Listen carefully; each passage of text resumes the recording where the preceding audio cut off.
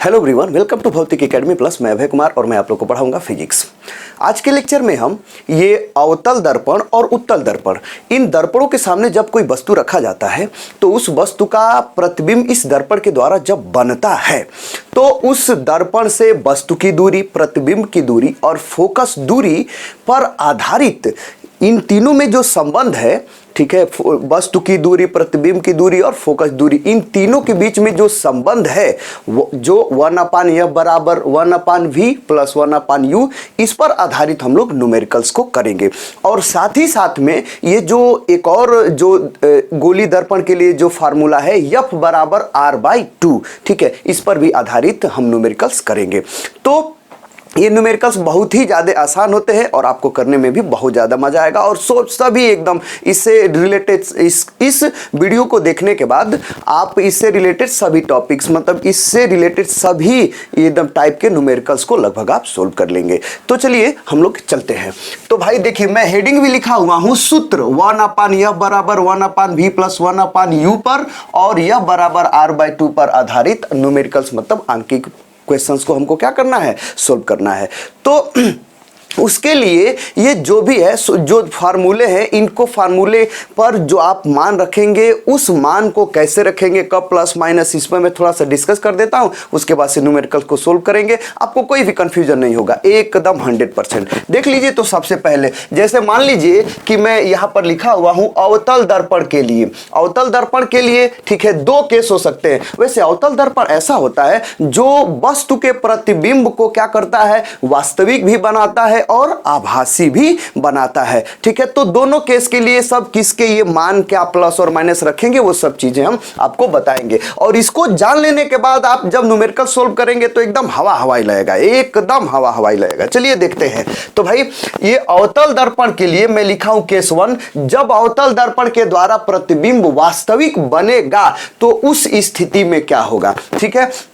चलिए देखते हैं। ठीक, अगर अवतल दर्पण है, मान लीजिए कि मैं आपको समझाने के लिए यहां पर बना दिया, ये देखिए ये अवतल दर्पण है, उठे हुए तल पर कलई कर दिया, ठीक है, वो उसका ध्रुव हो गया, ये उसका फोकस हो गया, ठीक है, और ये उसका वक्रता केंद्र हो गया, ठीक। अच्छा, पहली बात ये है कि यदि f और r को मैं कहूं तो आपको ये बताने की आवश्यकता नहीं है, ये आप जानते भी हैं और मैं इस पर अच्छे से वीडियोस बनाया हूं आपको बताने के लिए कि भाई अवतल दर्पण का ये फोकस दूरी और ये वक्रता त्रिज्या, स्मॉल f का मतलब फोकस दूरी, कैपिटल R का मतलब की वक्रता त्रिज्या, ये दोनों क्या होते हैं, ये ऋणात्मक होते हैं। तो इसमें तो कोई डाउट है नहीं, ठीक है, ये आप समझ गए हैं। अब ये देखिए, ये 1/f बराबर 1/v प्लस 1/u पर अब आपको समझना ये है कि भाई देखिए, अब बात है ये कि प्रतिबिंब देखिए वास्तविक बने किसी दर्पण द्वारा या आभासी बने। तो हम लोग अवतल दर्पण को ले रहे हैं, ठीक है, ये वास्तविक बने या आभासी बने, जो प्लस माइनस में जो दूरियां होंगी, ठीक है, जो कि हमको कंफ्यूज करेंगी, वो भी हो सकता है, ठीक है। यू तो खैर हर समय माइनस होगा, हम आपको उसको डिटेल में बताएंगे, भी थोड़ा सा हमको कंफ्यूज करता है। वैसे मैं आपको बता दूं, फिलहाल ये भले ही अवतल दर्पण हो, ठीक है, अवतल दर्पण के द्वारा प्रतिबिंब वास्तविक बने, आभासी बने, या उत्तल दर्पण हो, ठीक है, हर किसी के लिए, जैसे कि अवतल दर्पण है तो अवतल दर्पण के लिए हर समय उसकी जो फोकस दूरी और वक्रता त्रिज्या ये ऋणात्मक ही होगा। अगर वो मान दिए हुए हैं तो उसको हमको ऋणात्मक में ही रखना है, भले ही वो प्रतिबिंब वास्तविक बने या आभासी बने, ठीक है। और उत्तल दर्पण है तो उत्तल दर्पण की ये फोकस दूरी और ये वक्रता त्रिज्या दोनों क्या होती है, धनात्मक होती है। अगर वो मान दिया हुआ है तो उसको हम लोग धन ही में रखेंगे। अच्छा, दूसरी बात ये है कि अगर हम इस पर चर्चा करें 1/f बराबर 1/v प्लस 1/u पर, तो मैं आपको बता दूं कि देखिए, अगर ये अवतल दर्पण है, एकदम अवतल दर्पण, तो उसकी फोकस दूरी और वक्रता त्रिज्या, फोकस दूरी क्या होती है, वो ऋणात्मक होती है, निगेटिव में, ठीक है। वक्रता त्रिज्या भी क्या होती है, ऋणात्मक होती है कि नहीं, अवतल दर्पण के लिए। लेकिन अब देखिए, अच्छा, दूसरी बात ये है कि ये यू का मतलब कि वस्तु की दूरी, वस्तु की दूरी भी मैं आपको बता दूं, ये भी क्या होगी, ऋणात्मक। मैं आपको थोड़ा सा बता दूं ये कि अवतल दर्पण, ठीक है, अगर है तो उसका अगर एफ आर, ये अवतल दर्पण का ये ऋणात्मक ही होते हैं। और कोई भी दर्पण होगा, कोई भी दर्पण, तो ये जो वस्तु की दूरी है ये हर समय क्या होती है, ये ऋणात्मक में ही होती है, क्योंकि वस्तु की ओर से ही हम लोग प्रतिबिंब प्रकाश की किरण को भेजते हैं, तो उस साइड वाला जो उसके मुख्य अक्ष पर जो दूरी होती है वो ऋणात्मक ही होती है। मतलब यू हर समय, भले ही वो कोई भी लेंस हो, कोई भी दर्पण हो, ये जो यू होता है ना वस्तु की दूरी, ये हर समय ऋणात्मक होता है। और अवतल दर्पण है तो उसकी फोकस दूरी और ये वक्रता त्रिज्या वो तो ऋणात्मक ही होगी। भी हमको कंफ्यूज कर रहा है, तो यदि वास्तविक प्रतिबिंब बन रहा है अवतल दर्पण के लिए, मतलब अवतल दर्पण से यदि वास्तविक प्रतिबिंब बन रहा है तो वो इधर ही प्रतिबिंब बनेगा, उल्टा बनता है। अवतल दर्पण के द्वारा अगर प्रतिबिंब बनता है तो वो क्या बनता है, ये इधर ही बनता है, वस्तु के ओर ही, ये दर्पण के परावर्तक पृष्ठ के ओर ही वो प्रतिबिंब बनता है, जो कि वास्तविक होता है और वो उल्टा होता है। अगर ये आप नहीं समझ पा रहे हैं तो मैं आपसे रिकमेंड करूंगा कि मैं जो आपको बताया हूं कि भाई ये अवतल दर्पण या दर्पणों द्वारा प्रतिबिंब का बनना, ठीक है, उसको आप डिटेल में देखिए। मेरा उस पर एक वीडियो है, अगर उसको आप देखेंगे तो सभी चीजें एकदम कंफर्म हो जाएगी। तो भाई और उसके साथ आप एक और भी देख लीजिएगा, उसमें मेरा एक वीडियो है कि भाई ये अवतल या दर्पण के सामने किसी वस्तु का अलग अलग स्थिति पर उसके प्रतिबिंब की स्थिति कहां पर बनेगा, ठीक है, तो उसको भी आप देखेंगे तब तो सभी कंफ्यूजन ही क्लियर हो जाएगा। मतलब अगर अवतल दर्पण से अगर प्रतिबिंब वास्तविक बन रहा है तो वो इधर ही बनता है, वस्तु के ओर ही, ठीक है, उल्टा बनता है कि नहीं भाई। तो ये प्रतिबिंब, ये जो है, ये इस दर्पण से प्रतिबिंब की दूरी अगर वास्तविक बन रहा है तो ये दूरी इधर ही है, ठीक है, जिधर वस्तु रखा गया है, ठीक है, तो ये हर समय क्या होगा, ये ऋणात्मक ही होगा। मतलब ये कि अगर अवतल दर्पण के द्वारा, ठीक है, अगर मैं अवतल दर्पण की मैं बात करूं, एकदम केवल की केवल अवतल दर्पण, थोड़ा सा आप कंफ्यूज हो रहे हैं, देखिए अगर मैं अवतल दर्पण की मैं बात करूं, अवतल दर्पण, ठीक है, तो अवतल दर्पण का हर समय ये फोकस क्या होगा, ये ऋणात्मक होगा, फोकस दूरी, ठीक है।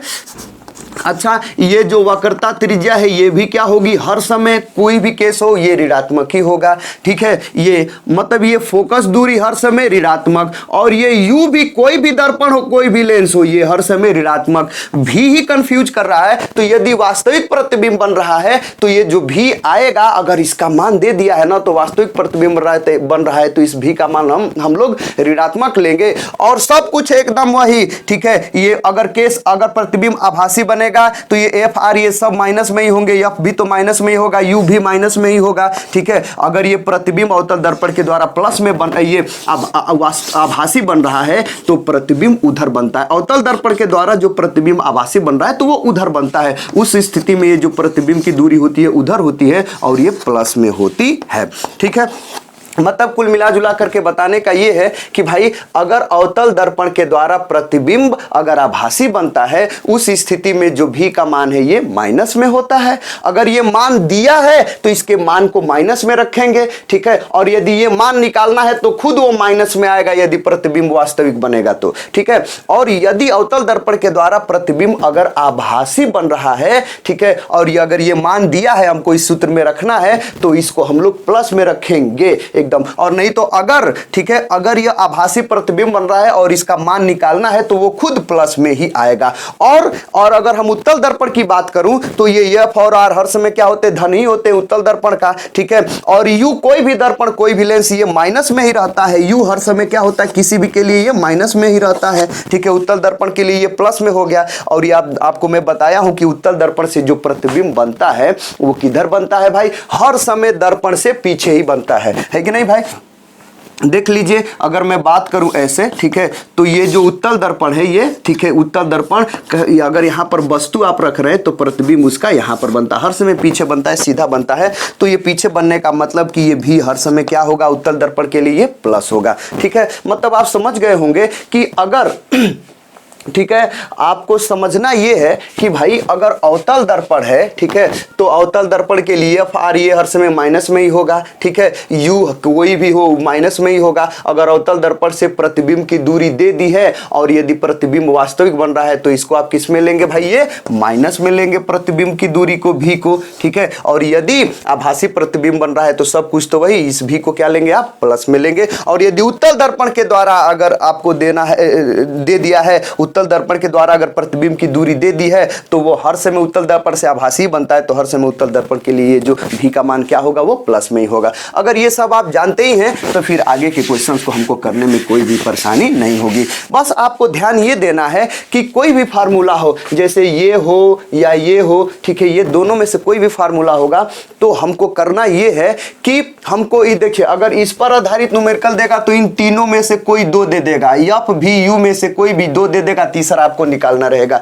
जो देगा मान उसको उसके चिन्ह के साथ रखना है और जो निकालना रहेगा उसको चिन्ह उन्ह नहीं रखना है, वो खुद कैलकुलेट होने के बाद अपने चिन्ह के अनुसार आएगा। बस यही आपको काम करना है। तो चलिए सबसे पहले हम लोग पहले न्यूमेरिकल्स को देखते हैं। ठीक, पहला न्यूमेरिकल क्या है भाई कि किसी अवतल दर्पण के सामने उससे 20 सेंटीमीटर दूरी पर रखी वस्तु का वास्तविक प्रतिबिंब दर्पण से 15 सेंटीमीटर दूरी पर बनता है। दर्पण की फोकस दूरी को ज्ञात कीजिए। है कि नहीं भाई, आप क्वेश्चन समझ गए होंगे, लेकिन चलिए एक बार और क्वेश्चन को पढ़ देते हैं। ठीक है, किसी अवतल दर्पण के सामने, किसी अवतल दर्पण के सामने, कौन सा दर्पण है, अवतल दर्पण, किसी अवतल दर्पण के सामने उससे 20 सेंटीमीटर दूरी पर रखी वस्तु का प्रतिबिंब, वस्तु का वास्तविक प्रतिबिंब दर्पण से 15 सेंटीमीटर दूरी पर बनता है, तो दर्पण की फोकस दूरी को ज्ञात कीजिए।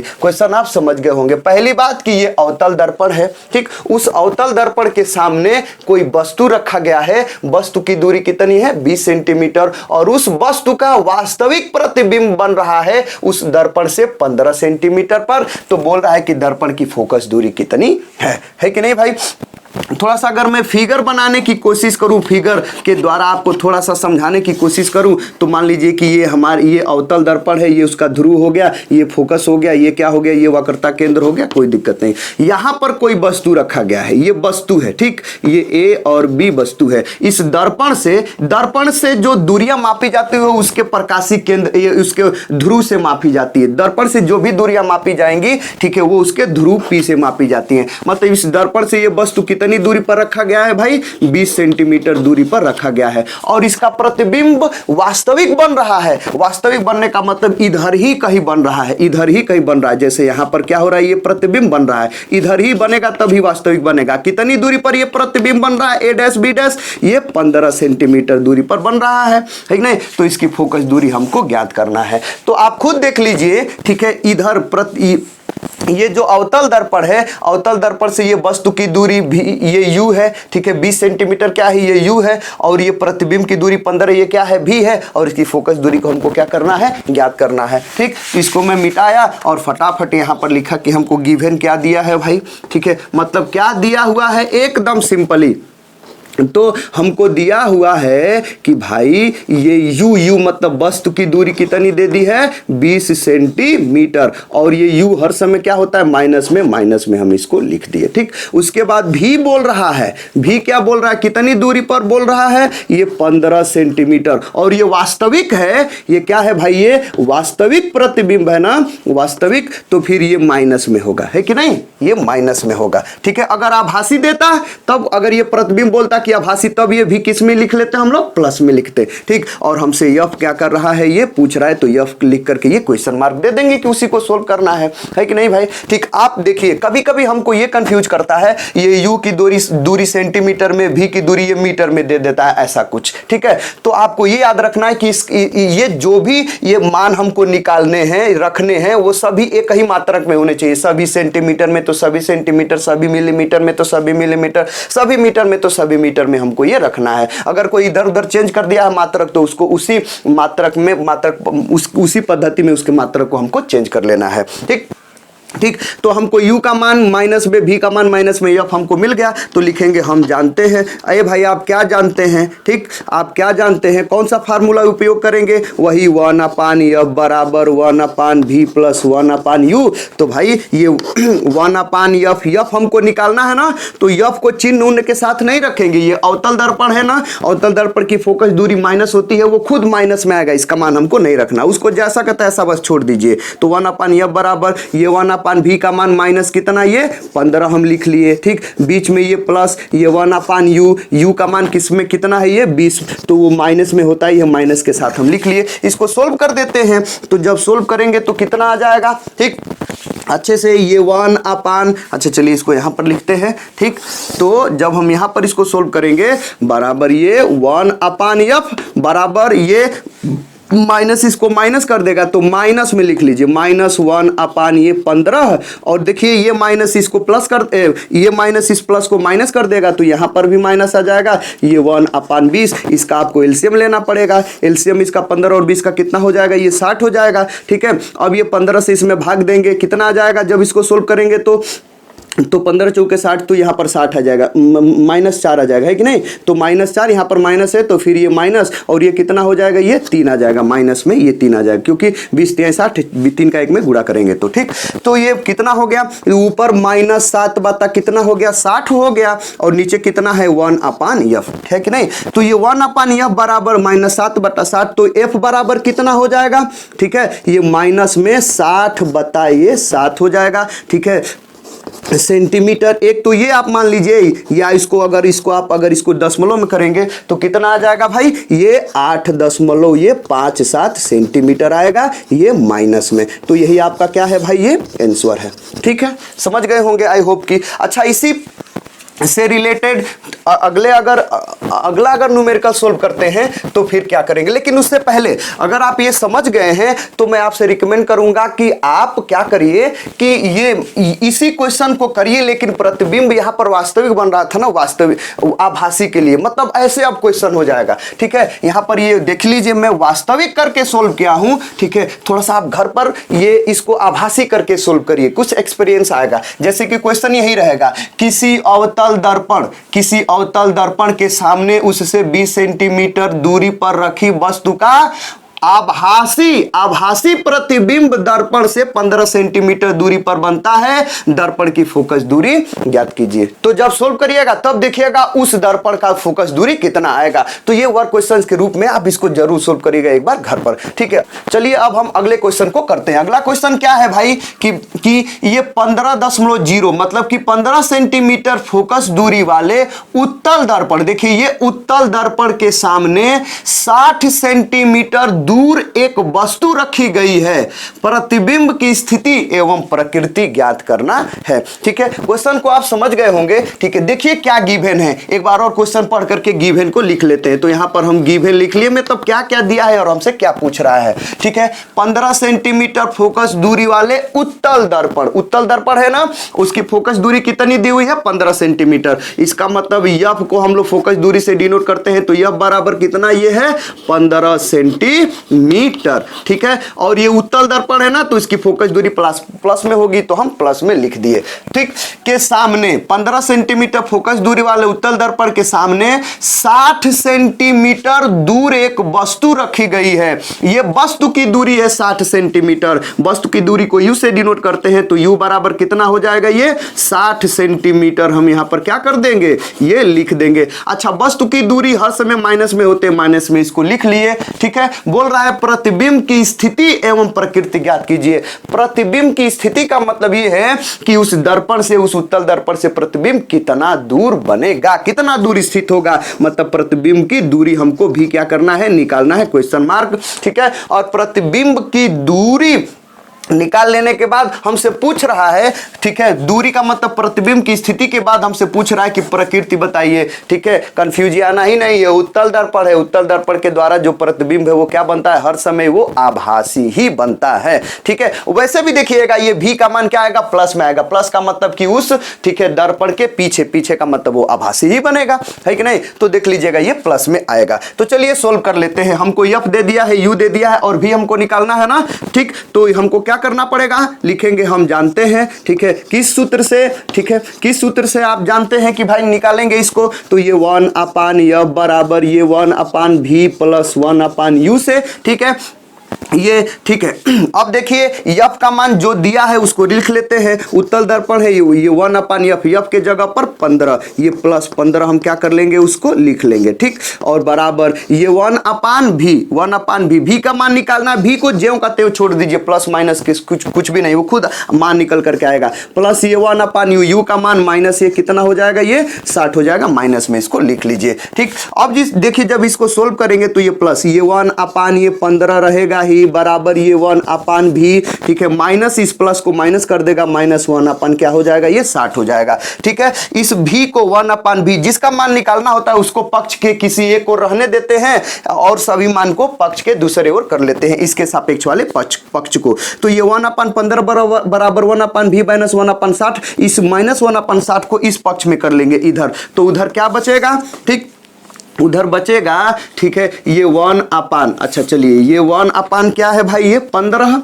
ठीक, 15, और ये जब -1/60 आएगा तो इधर +1/ कितना हो जाएगा, 60, उधर बचेगा 1/v बचेगा। अब इसको एलसीएम लेकर के इसको सोल्व करेंगे, 15 और 60 का एलसीएम 60 ही होगा, 15 से इसमें भाग देंगे, कितना हो जाएगा, 15 चौका 60, 4 आया, 4 से इस अंश मतलब 1 में गुणा करेंगे तो 4 ही आएगा, ठीक है, बीच में प्लस है, ठीक, कोई दिक्कत परेशानी नहीं है, ठीक। अब देखिए अब इधर 60 का 60 में भाग देंगे, एक मतलब यहाँ पर जो मान आएगा वो क्या हो जाएगा, ये एक ही आ जाएगा, बराबर ये वो हो जाएगा 1/v हो जाएगा। तो ये कितना हो जाएगा, ऊपर ये 4 1 5 और 5 बटा ये 60, बराबर ये 1/v हो जाएगा, ठीक है। तो ये 1/v बराबर इतना, तो v बराबर कितना हो जाएगा, तिर्यक गुणा कर लीजिए या इसका ये व्युत्क्रम कर दीजिए, तो v बराबर कितना हो जाएगा भाई, ये 60 बटा ये 5 हो जाएगा, मतलब कि v बराबर ये 60 में 5 से भाग दीजिएगा, कितना आ जाएगा, 12 आ जाएगा, मतलब कि ये 12 सेंटीमीटर आ जाएगा। प्लस में आया है ना, माइनस में नहीं आया है,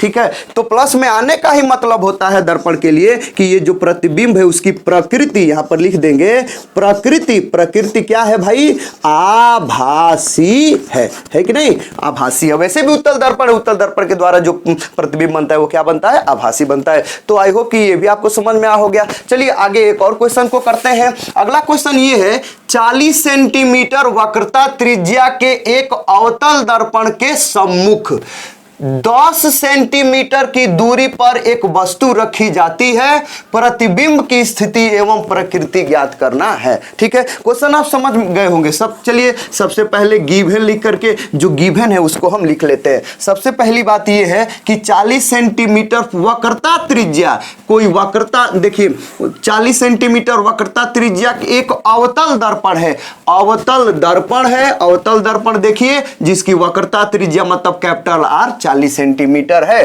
के सम्मुख 10 सेंटीमीटर दूरी पर, 10 सेंटीमीटर की दूरी पर एक वस्तु रखी जाती है। यह वस्तु की दूरी है, बोल रहा है प्रतिबिंब की स्थिति मतलब भी, और उसकी प्रकृति मतलब वास्तविक बनेगा क्या आभासी बनेगा, उसको हमको क्या करना है, ज्ञात करना है। तो गिवन में, ठीक है, ये जो है वक्रता त्रिज्या दे दिया है, मतलब गिवन में R बराबर कितना, ये 40 सेंटीमीटर। अब देखिए ये अवतल दर्पण है ना, तो ये माइनस में रहता है, तो इसको हम R बराबर क्या कर दिए, माइनस में कर दिए। बोल रहा है उसके सम्मुख मतलब उसके सामने जो वस्तु है वो 10 सेंटीमीटर दूरी पर रखी गई है। वस्तु की दूरी को U से डिनोट करते हैं, तो U बराबर कितना हो जाएगा यहाँ पर 10 सेंटीमीटर। U हर समय माइनस में होता है, तो माइनस में हमने क्या कर दिया, उसको लिख दिया। और हमसे बोल रहा है कि भी प्रतिबिंब की स्थिति मतलब भी हमको क्या करना है, ज्ञात करना है, ज्ञात कर लेंगे, कोई दिक्कत नहीं। अब देखिए हमको भी ज्ञात करना है, हमारे पास दो ही फार्मूले हैं, एक तो ये 1/a बराबर 1/v प्लस 1/u, दूसरा a बराबर ये r/2। तो इसमें तो भी तो है नहीं कि इससे हम मान ज्ञात कर सकेंगे, इसी से ज्ञात करेंगे। तो हमको ये जो भी है, ठीक है, ये जो फार्मूला है देखिए, ये 1/f बराबर 1/v प्लस ये 1/u, हमको इसी से यूज करेंगे। तो ये भी तो हमको निकालना है, ठीक है, हमको u दे दिया है, देखिए भी हमको निकालना ही है, ठीक है, ये हमको भी निकालना है और u हमको दे ही दिया है, u की जगह पर -10 सेंटीमीटर। f मिलेगा तब ना इस फार्मूले का उपयोग करके हम निकाल पाएंगे। तो f तो हमको दिया नहीं है, लेकिन इनडायरेक्टली दे दिया है, आप समझ गए होंगे। इनडायरेक्टली का मतलब कि ये जो f हमको नहीं दिया है तो r दे दिया है ना, तो r जब दे दिया है तो f बराबर ये f बराबर r/2 से हम f का मान निकाल लेंगे और f का मान यहाँ पे रख देंगे। u का मान दे दिया है तो v का मान हम क्या कर सकते रखेंगे, निकाल लेंगे। तो यही हम तरकीब अपनाएंगे। तो चलिए कर लेते हैं। तो गिवन में हमको ये R और U दे दिया, अभी हमको निकालना है। लिखेंगे चूंकि R बराबर कितना -40 सेंटीमीटर, ठीक है, अतः F बराबर कितना, ये R/2, ठीक है। तो ये जब हमको R दे दिया है, F निकालना है, तो कितना आ जाएगा मान, खुद देखिए। ये F बराबर, या जो मान निकालना होता है उसको जैसा का तैसा रख लेते हैं, और जो दिया होता है उसको चिन्ह के साथ रखते हैं, ठीक है। ये किरण प्रकाशिकी में, तो F बराबर ये हो गया, F बराबर R का कितना मान दिया है, ये 40 सेंटीमीटर। तो R के जगह पर हम 40 सेंटीमीटर रख लेंगे, लेकिन माइनस में, चूंकि माइनस में है तो माइनस के चिन्ह के साथ रखेंगे। और अपान कितना हो जाएगा, ये 2 से ये कट जाएगा, कितना आ जाएगा भी। मतलब ये कि F बराबर कितना हो गया, -20 सेंटीमीटर। मतलब F का मान आपको क्या हो गया, मिल गया, ठीक है। ये छोटा वाला पहला आंसर है, ठीक। F का मान जब मिल गया तो ठीक, अब आप क्या करेंगे, F का मान आपको मिल गया, U का मान दिया है, V का मान आप क्या कर सकते हैं, निकाल सकते हैं। अतः अब कौन फार्मूला अपनाएंगे, ठीक है। अतः 1/F बराबर 1/V प्लस 1/U से, ठीक है, इसी का उपयोग करेंगे। तो ये 1/F के जगह पर कितना रखेंगे, -20 रखेंगे, है कि नहीं।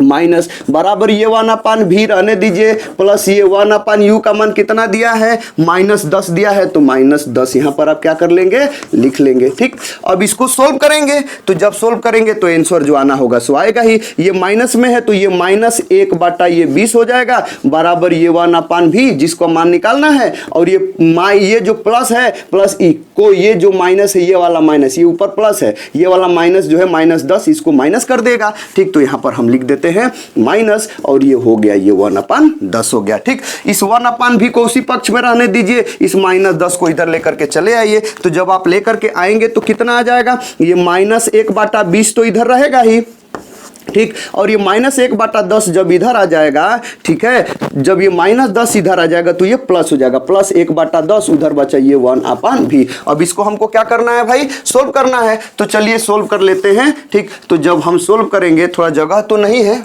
ठीक है, लेकिन चलिए जब सोल्व करेंगे तो ये -1/20, ठीक है, और ये प्लस 1/10 बराबर ये 1/V। एलसीएम लेंगे, -1/10 और प्लस 1/20 में 20, ये 20 और 10 का एलसीएम लेंगे तो वो 20 आएगा। और जब इसको सोल्व करेंगे तो कितना हो जाएगा, -1 हो जाएगा, और उधर प्लस कितना हो जाएगा, ये 2 हो जाएगा, बराबर 1/V हो जाएगा। मतलब ये कि 1/V बराबर कितना बचेगा, ये 1/, ठीक है, ये 1/1 कितना आ जाएगा भाई, ये 20 हो जाएगा, ठीक है कि नहीं। ये 1/20 हो जाएगा, -1 प्लस ऊपर 2 है यहाँ पर, ठीक है। तो भाई ये कितना हो गया, -1 + 2 1 हो गया, और नीचे 20 है तो 20 यहाँ पर हो गया। तो V बराबर कितना आप समझ गए, V बराबर कितना, ये 20 सेंटीमीटर, और ये प्लस में आया है 20 सेंटीमीटर, किस में भाई, ये प्लस में। यही आपका मेन आंसर है, मेन आंसर।